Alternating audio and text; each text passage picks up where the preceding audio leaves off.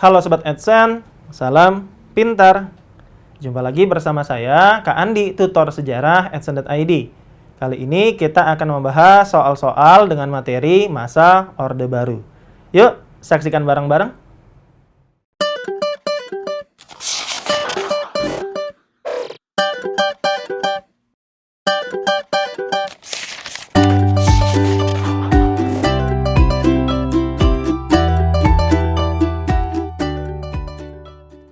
Oke, Sobat Adsense, kali ini kita akan membahas soal yang pertama dengan materi masa Orde Baru.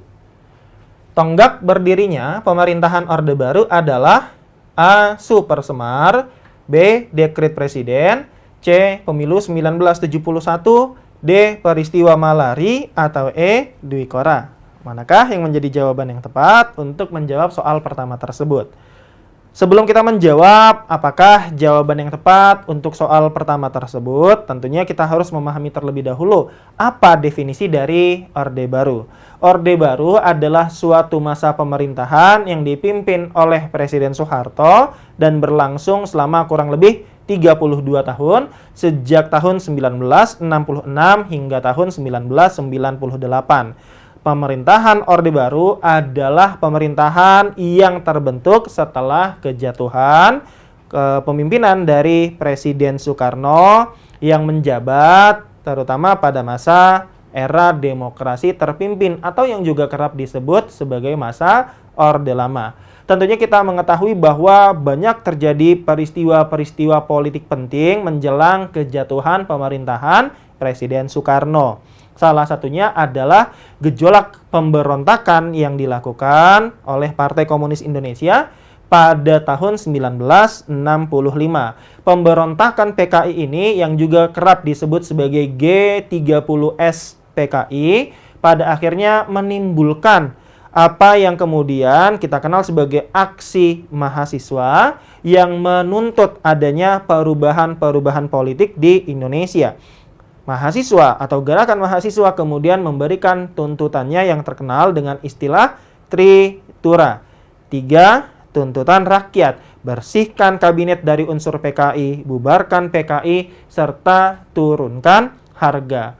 Dalam perkembangannya situasi keamanan dalam negeri yang semakin tidak stabil mengakibatkan kemudian pada tanggal 11 Maret tahun 1966 Presiden Soekarno mengeluarkan surat perintah kepada Maijen Soeharto untuk mengambil tindakan pengamanan negara. Surat perintah yang kemudian dikenal sebagai Super Semar, Surat Perintah 11 Maret.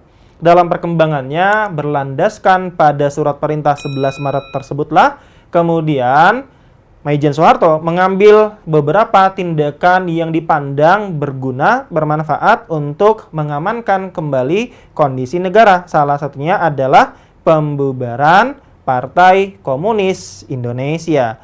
Maka dengan adanya Super Semar inilah maka dianggap sebagai tonggak berdirinya pemerintahan Orde Baru. Sehingga Orde Baru berdiri sejak tahun 1966 dengan keluarnya Super Semar hingga tahun 1998 ketika Presiden Soeharto berpidato menyatakan berhenti sebagai Presiden Republik Indonesia. Sekarang kita kembali ke dalam soal. Tonggak berdirinya pemerintahan Orde Baru adalah tentu saja jawabannya cukup mudah. Jawaban yang tepat yaitu yang A. Super Semar, Surat Perintah 11 Maret. Bagaimana Sobat Adsense? Dapat dipahami? Oke Sobat Adsense, berikutnya kita akan membahas soal yang kedua. Menjelang kejatuhan pemerintahan Presiden Soekarno, muncul aksi demonstrasi mahasiswa yang terkenal dengan tuntutannya, yaitu A. Trikora, B. Dwi Korah, C. Tritura, D. Ampera, atau E. Dwi Karya. Manakah yang menjadi jawaban yang tepat untuk menjawab soal tersebut? Tentunya kita harus mengetahui terlebih dahulu apa yang terjadi menjelang kejatuhan pemerintahan Presiden Soekarno ketika pada menjelang akhir tahun 1965 terjadi suatu aksi pemberontakan yang dilakukan oleh Partai Komunis Indonesia atau PKI yang berupaya merebut kekuasaan dari Presiden Soekarno dan mengakibatkan timbulnya beberapa korban jiwa yang berasal dari perwira tinggi Angkatan Darat. Maka setelah kemudian upaya pemberontakan tersebut berhasil digagalkan, maka terjadilah instabilitas politik dan keamanan di dalam negeri yang mengakibatkan banyaknya muncul aksi-aksi demonstrasi yang dilakukan oleh rakyat Indonesia dan juga gerakan mahasiswa menuntut agar terjadi perubahan-perubahan politik di dalam negeri.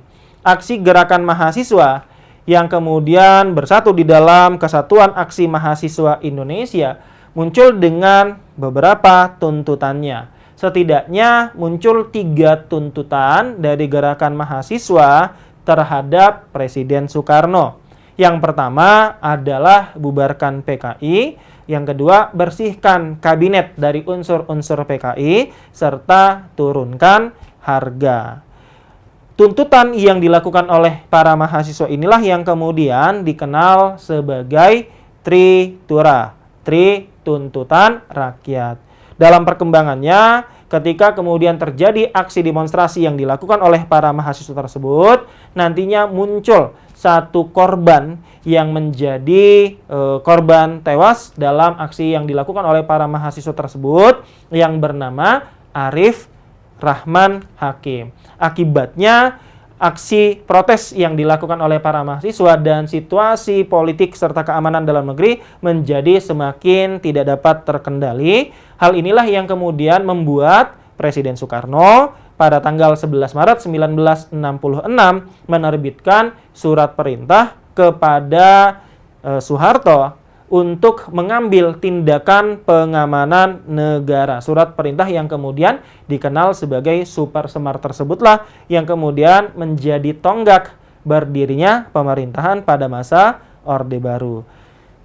Sebagaimana yang telah disampaikan tadi, Tritura adalah atau 3 tuntutan rakyat yang terdiri atas poin-poin bubarkan PKI yang dianggap sebagai pihak yang paling bertanggung jawab terhadap situasi politik dan keamanan dalam negeri di masa itu. Kemudian, bersihkan kabinet atau ritul kabinet dari unsur-unsur PKI. Serta yang ketiga adalah turunkan harga. Karena pada saat itu permasalahan politik dalam negeri mengakibatkan terjadinya permasalahan ekonomi, terutama kenaikan harga bahan pokok yang tentunya menyulitkan rakyat Indonesia. Sekarang kita kembali ke dalam soal. Menjelang kejatuhan pemerintahan Presiden Soekarno, muncul aksi demonstrasi mahasiswa yang terkenal dengan tuntutannya, yaitu jawabannya tentu saja adalah yang C, Tritura. Bagaimana Sobat Adsense? Dapat dipahami? Oke Sobat Adsense, berikutnya kita akan membahas soal yang ketiga. Salah satu tindakan pertama yang dilakukan oleh Maijen Soeharto selaku pemangku Super Semar adalah A. Membubarkan Partai Masyumi, B. Melaksanakan pemilu, C. Melakukan amandemen Undang-Undang Dasar 1945, D. Membubarkan MPR, atau E. Membubarkan Partai Komunis Indonesia. Mana yang menjadi jawaban yang tepat untuk menjawab soal ketiga tersebut? Tentunya Sobat Adsense telah mengetahui bahwa Super Semar atau Surat Perintah 11 Maret menjadi landasan hukum yang digunakan oleh Maijen Soeharto untuk mengambil tindakan yang dirasa penting untuk mengamankan kondisi negara yang sedang mengalami instabilitas akibat peristiwa pemberontakan Partai Komunis Indonesia. Maka langkah pertama yang kemudian diambil oleh Maijen Soeharto selaku pemangku Super Semar adalah membubarkan Partai Komunis Indonesia. Selain itu nantinya akan muncul TAP MPRS yang berisi larangan ajaran komunisme. Sekarang kita kembali ke dalam soal. Salah satu tindakan pertama yang dilakukan oleh Maijen Soeharto selaku pemangku Super Semar adalah jawabannya tentu saja yang tepat, yaitu yang E, membubarkan Partai Komunis Indonesia. Sekarang kita lihat opsi-opsi jawaban lainnya. Opsi A, membubarkan Partai Masyumi. Pembubaran Partai Masyumi sendiri terjadi pada awal era demokrasi terpimpin ketika Presiden Soekarno mengambil tindakan membubarkan dua partai politik, yaitu Partai Masyumi dan Partai Sosialis Indonesia atau PSI. Apa alasan dibalik pembubaran Partai Masyumi dan PSI? Jawabannya dikarenakan keterlibatan sebagian tokoh dari Partai Masyumi dan Partai Sosialis Indonesia dalam peristiwa pemberontakan PRRI Permesta. Maka dengan adanya keterlibatan tokoh-tokoh dari kedua partai politik tersebutlah yang menjadi landasan Presiden Soekarno membubarkan Partai Masyumi dan Partai Sosialis Indonesia. Opsi B, melaksanakan pemilu. Betul bahwa salah satu program kerja dari Kabinet Ampera yang dibentuk oleh Letjen Soeharto yaitu melaksanakan pemilu sesuai dengan batas waktu yang telah ditetapkan. Tetapi yang harus kita garis bawahi bersama bahwa pelaksanaan pemilu pada masa Orde Baru baru terlaksana pada tahun 1971, di mana pada pemilu tersebut diikuti oleh 9 kontestan pemilu yang terdiri atas 8 partai politik dan 1 organisasi non-politik. Sehingga opsi B tentunya tidak menjadi opsi jawaban yang tepat. C. Melakukan amandemen Undang-Undang Dasar 1945. Pelaksanaan amandemen Undang-Undang Dasar 1945 terjadi pada masa reformasi. Salah satu bentuk amandemen dari Undang-Undang Dasar 1945 adalah pembatasan masa jabatan presiden menjadi hanya 2 periode saja atau 10 tahun. Kemudian opsi D, membubarkan MPR. Ini tentunya tidak menjadi bagian dari kebijakan yang ditempuh oleh Presiden Soeharto pada masa Orde Baru. Bagaimana Sobat Edsan? Dapat dipahami? Oke Sobat Edsan, berikutnya kita akan membahas soal yang keempat. Perhatikan informasi berikut ini. 1. Pelaksanaan pemilu 1971. 2. Pembubaran PKI. 3. Penghapusan dui fungsi ABRI. 4. Penerapan azas tunggal Pancasila. 5. Kembali bergabung ke dalam PBB. Berdasarkan informasi tersebut, yang termasuk ke dalam kebijakan politik dalam negeri pada masa Orde Baru adalah A. 123, B. 124, C. 135, D. 234, atau E. 345. Manakah yang menjadi jawaban yang tepat untuk soal nomor 4 tersebut?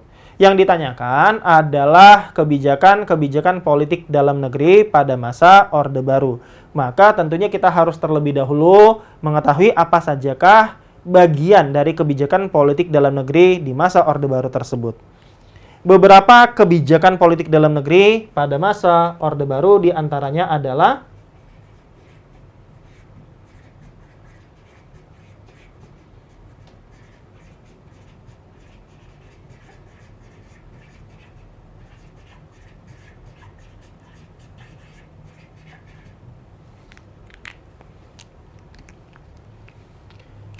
yang pertama, tentunya pembubaran Partai Komunis Indonesia atau PKI serta pelarangan ajaran komunisme.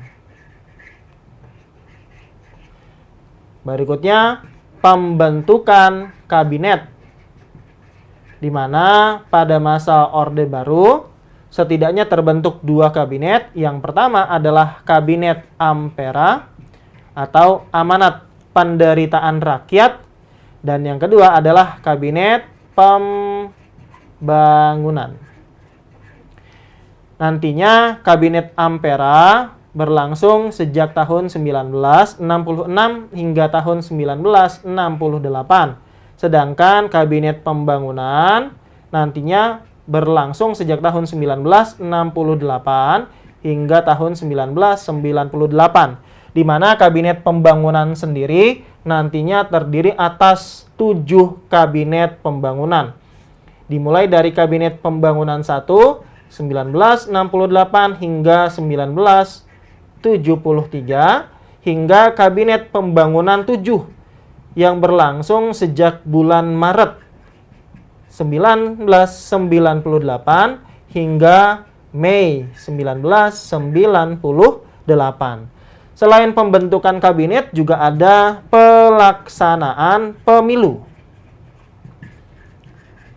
di mana pemilu dilaksanakan pada masa Orde Baru sebanyak 6 kali, sejak tahun 1971, kemudian 1977, 1982, 1987, 1992, dan yang terakhir 1997. Dalam 6 kali pelaksanaan pemilu selama masa Orde Baru, pemilu pada tahun 1971 dapat dikatakan sebagai pemilu yang menggunakan konsep multipartai karena diikuti oleh 9 partai politik dan 1 organisasi non-politik. Sedangkan pemilu pada tahun 1977 hingga tahun 1997 hanya diikuti oleh 3 kontestan pemilu saja yang terdiri atas 2 partai politik dan 1 organisasi non-politik. 2 partai politik yang mengikuti pemilu pada tahun 77 sampai dengan tahun 1997 adalah Partai Persatuan Pembangunan dan Partai Demokrasi Indonesia. Sedangkan 1 organisasi non-politik peserta pemilu adalah Golongan Karya atau Golkar. Nantinya setelah pelaksanaan pemilu pada tahun 1971, Presiden Soeharto memberikan usulan penyederhanaan partai-partai politik yang kemudian dilakukan pada tahun 1973. Penyederhanaan partai-partai politik dilakukan oleh pemerintah di masa Orde Baru bertujuan untuk menciptakan stabilitas politik. Nantinya partai-partai yang memiliki ideologi ataupun pandangan yang sama disarankan, diminta untuk bergabung membentuk partai politik baru.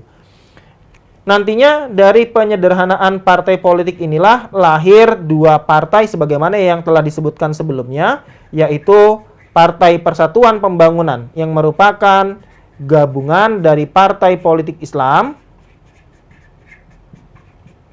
serta Partai Demokrasi Indonesia atau PDI yang merupakan gabungan dari partai nasionalis.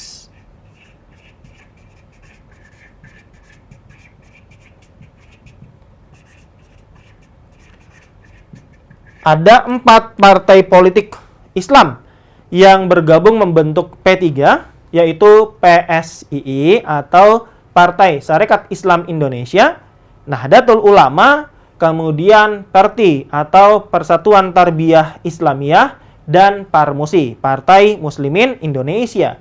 Sedangkan ada 5 partai nasionalis yang menggabungkan diri membentuk Partai Demokrasi Indonesia, yaitu Partai Nasional Indonesia atau PNI, kemudian Partai Musyawarah Rakyat Banyak atau Murba, kemudian Ikatan Penegak Kemerdekaan Indonesia atau IPKI, selanjutnya Partai Kristen Indonesia atau Parkindo, dan Partai Katolik. Kelima partai ini, sebagaimana yang telah disampaikan, berfusi membentuk Partai Demokrasi Indonesia.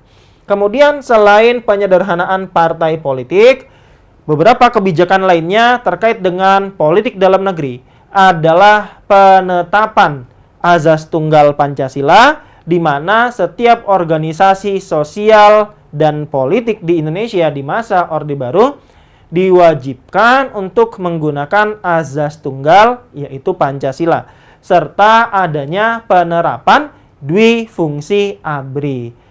ABRI atau Angkatan Bersenjata Republik Indonesia tidak hanya memiliki fungsi di bidang pertahanan dan keamanan saja, tetapi juga memiliki fungsi di bidang sosial politik. nantinya fungsi sosial politik dari ABRI akan tampak. Sebagai contoh, di bidang politik, perwira-perwira ABRI aktif nantinya dapat menduduki posisi baik di bidang legislatif maupun eksekutif. Di bidang legislatif terbentuk nantinya fraksi ABRI di DPR MPR.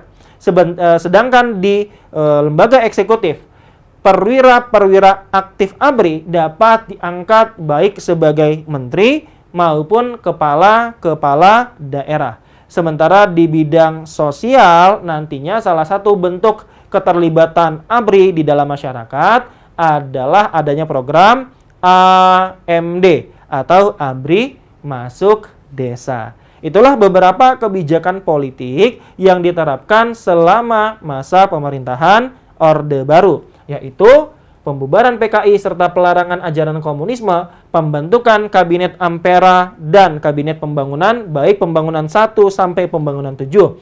Kemudian pelaksanaan pemilu, kemudian penyederhanaan partai-partai politik, penerapan azas tunggal Pancasila, serta penerapan dwi fungsi ABRI. Sekarang kita kembali ke dalam soal. Perhatikan informasi berikut ini.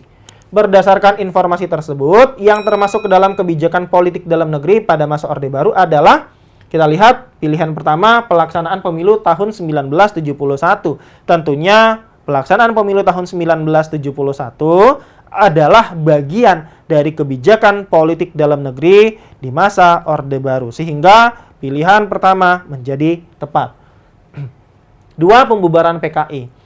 Pembubaran PKI juga terjadi pada masa Orde Baru, tepatnya pada masa awal Orde Baru. Kemudian pilihan ketiga, penghapusan dui fungsi ABRI. Tentunya penghapusan dui fungsi ABRI ini tidak terjadi pada masa Orde Baru, melainkan terjadi pada masa reformasi. Sehingga poin 3, penghapusan dui fungsi ABRI tidak tepat.